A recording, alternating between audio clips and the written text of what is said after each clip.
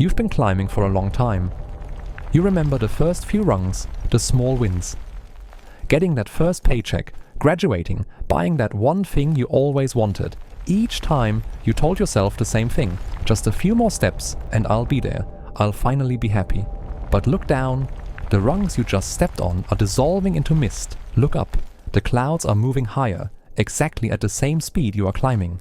We live our lives in the waiting room of happiness. We believe that success is a destination, a specific coordinate in time where the stress stops and the fulfillment stays.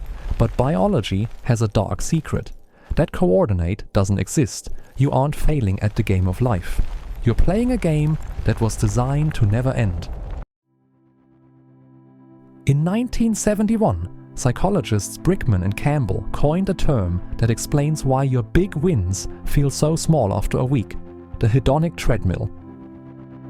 Your brain has a happiness set point. Like a thermostat in a room, it is programmed to keep you at a neutral emotional temperature. When something amazing happens, you get a promotion, you fall in love, the temperature rises, you feel incredible.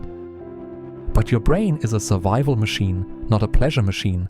High levels of euphoria are actually noisy and distracting to a brain trying to detect threats. So the thermostat kicks in.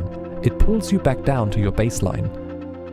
This is why lottery winners, after 1 year, are often no happier than they were before they won. The success didn't change the thermostat, it just changed the scenery.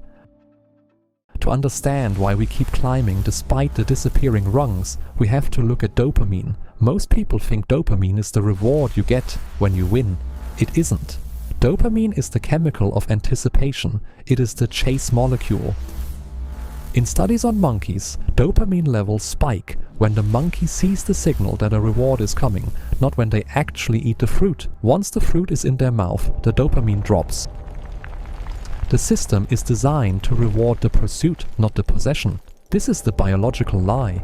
Your brain tricks you into thinking the arrival will be the peak, but the peak actually happened while you were still working for it. Once you arrive, the chemical signal shuts off, leaving you feeling empty. And the only way to get that feeling back: find a higher ladder. The ladder feels even steeper because we aren't climbing alone. We are social animals. In the wild, status meant better food and better protection. Our brains are hardwired to scan the horizon and ask, am I higher than them? In the past, you only compared yourself to your village. Now, you compare your behind-the-scenes reality to the highlight reels of 8 billion people.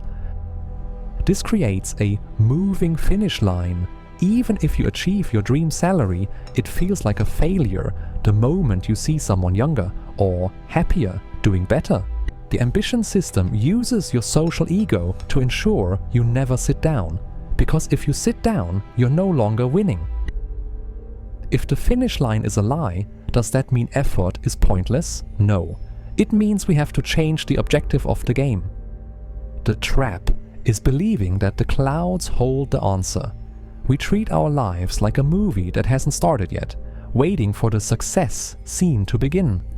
But the movie has been playing since the second you were born. To beat the system, we have to move from goal orientation to system orientation. Success isn't the rung you're reaching for, it's the strength you're building in your legs while you climb. If you hate the climb, the clouds won't save you, because once you get into those clouds, your brain will just invent a new higher peak for you to obsess over. You will never arrive. There is no version of you that exists in the future who is finally done, but there is a version of you right now. Stop looking at the clouds for a moment. Look at how far you've already climbed. Look at the view from this specific rung. The biological lie says you need more to be complete. The truth is that you're already the person who survived every challenge to get this far.